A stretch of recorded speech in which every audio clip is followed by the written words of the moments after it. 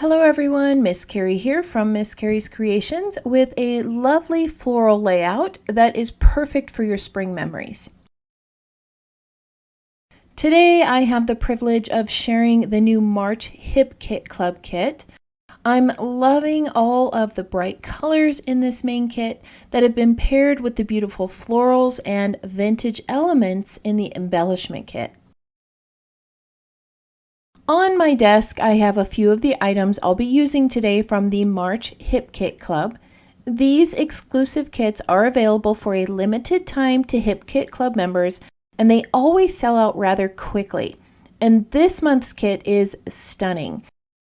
You are going to love the bright florals, colors, and vintage elements. There are also a few dies that pair well with this kit, and I plan on using these today on my layout. As I create this page, I'll bring in a few other items from the March Hip Kit, and I'll make sure to add those to the list of supplies in the description below. I've brought in this gorgeous blue wash, and I've laid a strip of this pink lined pattern over the top. I have a photo of our daughter in a pink tulle skirt that I framed with some Knox blue cardstock. I want to bring in a few florals to this page, but before I do, I want to create some texture in the background. I debated doing this with stitching, but decided to create a tone-on-tone floral design instead. I've used this lovely floral die to cut out some shapes from bubblegum cardstock, and I'm going to lay these out onto my background paper. Now that I've decided where these are going to be placed, I'm going to adhere them flat onto that background pattern.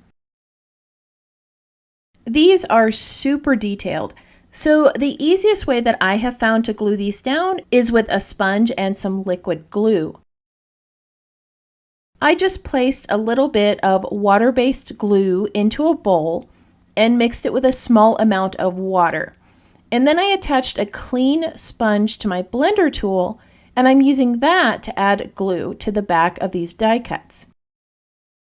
Because this is a water-based glue, I can rinse all of these tools off when I'm done and use them again on another project. Each time I add glue to the back of a die cut, I am wiping down my glass board.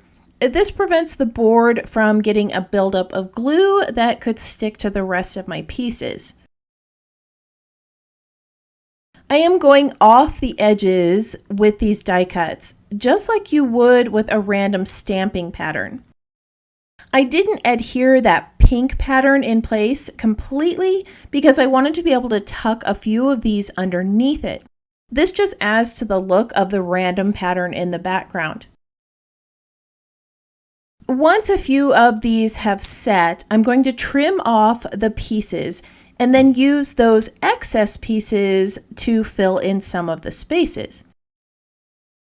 Now, you can choose to get super detailed and fill in every space of your background, or just add a few here and there and leave some of that background paper showing. I know that some of these spaces are going to be filled with some florals and die cuts, so I'm not going to fill in every space. I went ahead and finished gluing all of the pieces down, and I am loving the way this looks. I'm going to bring this up to the camera so that you can see all that gorgeous texture. That tone-on-tone is so lovely. All right, now I want to bring in a few of the floral pieces to my page. I'm going to create an asymmetrical design with a large cluster on the left and a smaller cluster on the right. To make it easier to arrange the stickers, I have placed foam tape on the backs or used my powder brush to remove some of the adhesive. This allows me to move the items around a bit before I commit to their placement. Since she's wearing pink, I chose that color as a more prominent floral.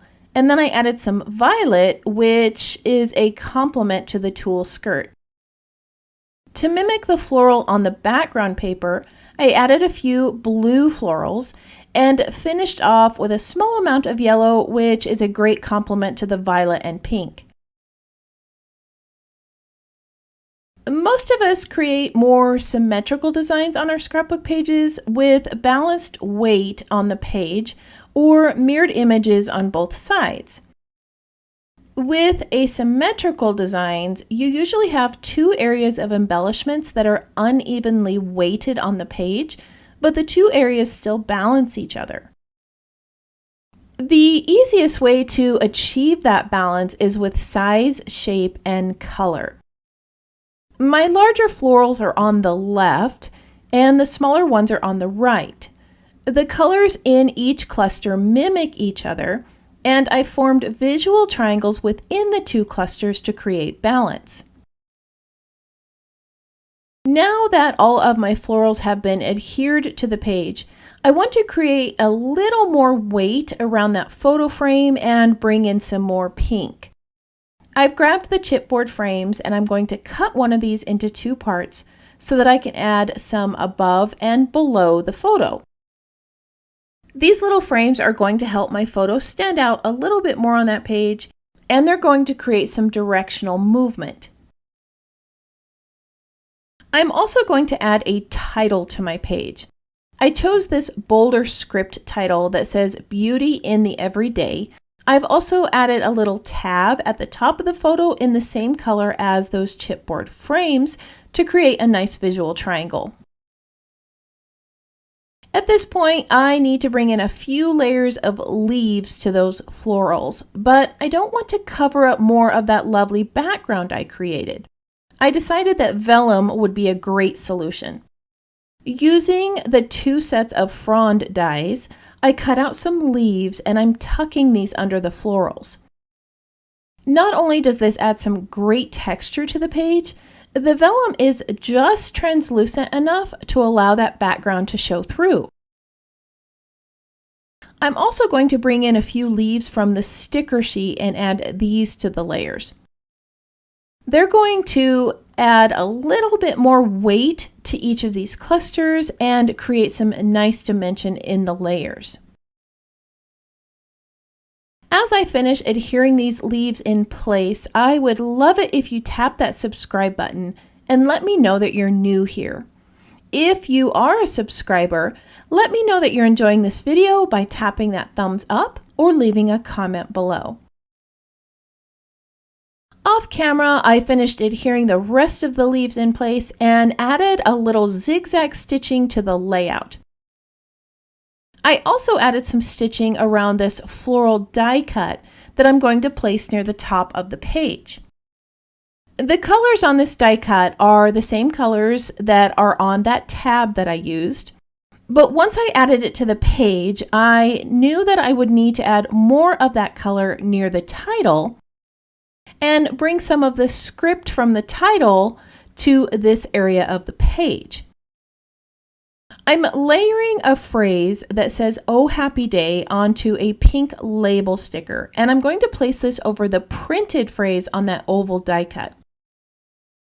Because the phrase sticker is from the same collection as the title and the florals, it creates a nice balance of texture and pattern on this little floral die cut. To bring some of the color from this floral die cut near the title, I'm going to add another phrase that says "Life is beautiful." I have already layered this onto another label sticker, and I'm going to layer it below the florals. I'm going to finish adhering a few items in place, and then I'll share the complete layout with you. Off camera, I added a few butterflies to balance out this asymmetrical layout. The blue and black butterfly brings a fifth blue element to the page and brings some of the black from the title to this side of the layout. I also added a yellow butterfly to bring some of that color to this side of the page. A third tiny butterfly was added to balance out that count, and it's just tucked right under the flowers here on the right. I'm going to share a few close-ups of this layout so that you can see a few of the fun details. The components I added to this page are from the March Harmony collection and can be found on the Hip Kit Club website. I love the mix of florals, textures, and patterns in this month's kit. They're simply stunning, and the add-ons like the dies and solid papers pair perfectly with the monthly kit. If you are a member, you save $5 on the monthly kit and save 15% on the coordinating pieces. Plus, they ship free with your main kit, which is one of the reasons that I became a member. I hope that today's project inspired you to try something new and give a few of these techniques a try. I want to thank you for joining me for another scrapbook project. If you would like to see more of my creations, you can visit my channel or follow Miss Carrie's Creations online. If you have any questions about this project or the supplies listed below, feel free to leave me a comment. I hope that you have a wonderful week, and I can't wait to see what you create.